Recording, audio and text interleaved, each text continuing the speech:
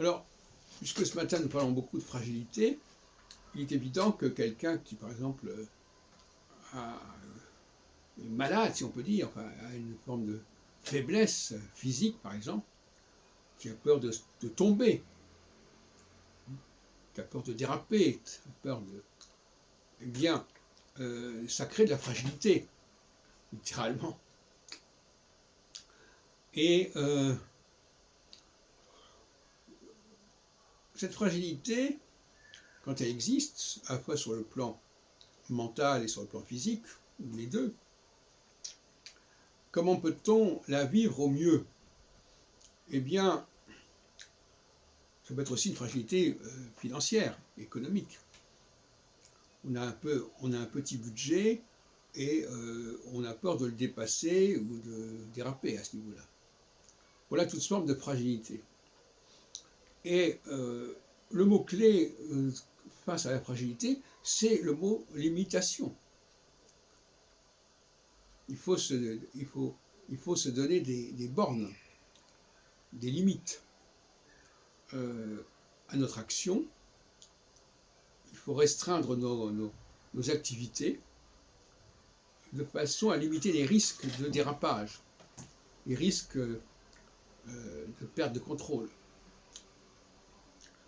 Il faut repérer les situations à éviter.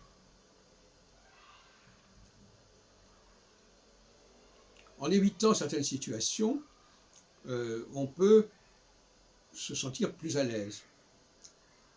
Et puis, il faut faire attention aussi aux béquilles. Parce que la béquille, par définition, elle met en évidence la fragilité. Dès qu'une personne se présente, se pointe avec un bâton, quelque chose comme ça, une canne, une tige, n'importe quoi, il donne le signal, attention, je suis fragile. Et alors, c'est un avantage parce que les gens vont vous ménager, d'une manière ou d'une autre, vont vous donner votre place, etc. Mais en même temps, c'est une façon d'afficher sa fragilité. Est-ce que c'est la bonne solution? Parce qu'on s'habitue à ce statut de personne fragile.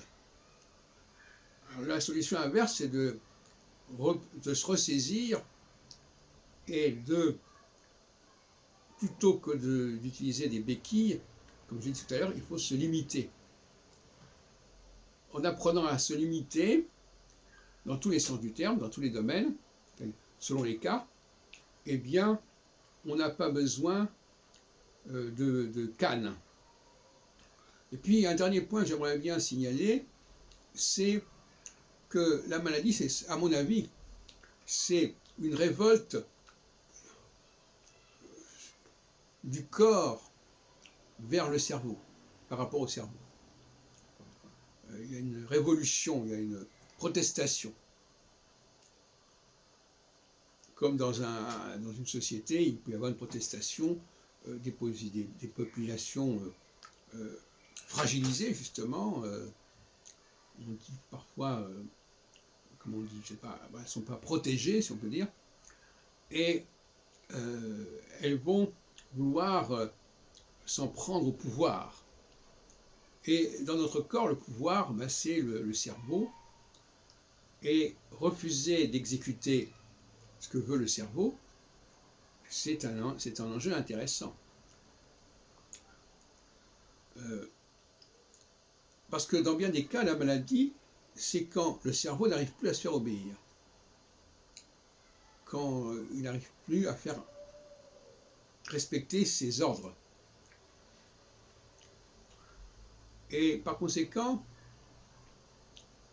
moi, ma théorie, c'est que plus on a l'habitude, plus le cerveau et le corps ont des rapports harmonieux, mais avec un respect de l'ordre quand même, un respect de l'initiative supérieure, mieux ça vaut et moins la maladie risque de se produire, en tout cas de se perpétuer ou de s'aggraver.